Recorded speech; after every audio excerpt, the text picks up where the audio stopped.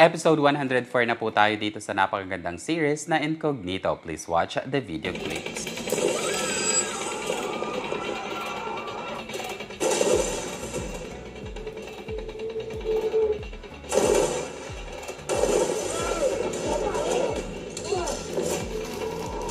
Ano nangyari? Wolf, nasan ka? Parehas lang tayong trabaho. Wala tayong pinagkaiba. Hindi ako pumamatay ng inosente. Si Barrios, hindi inosente yun. Kurap yun!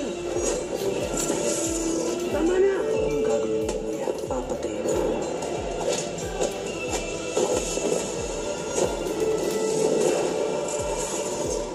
Ilan nga lamang yan mga kaibigan sa mga kaabang-abang na kaganapan dito sa episode 104 ng Incognito, kung saan natuklasan na nga dito ni Andres ang tunay na pagkatao ng kanyang kinikilalang kapatid na si Jun, na ang grupo pala na ito ni Jun ang siyang nais kumitil sa buhay ni Barrios, kung saan gamit pa ang mismo nilang kagrupo na si Tomas. Natuklasan kaagad ito at dito nga rin sinabi ni JB kay Tomas na huwag umanong sundin ang bili ni John or ang nais na pagpapapatay kay Barrios.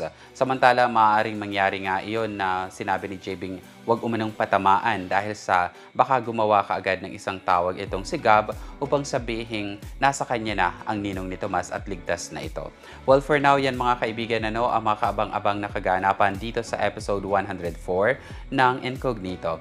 At muli paalala, ngayon lang po uli ako nagbalik sa YouTube sa paggagawa ng mga ganitong uri ng content. At kung aayaw nyo ng mga ganitong uri ng video, skip lamang po ito at hanapin sa YouTube or kung saan pa man ang mga videos na nais nyong panuorin. Lagi po kayo mag-iingat. God bless you all. Bye!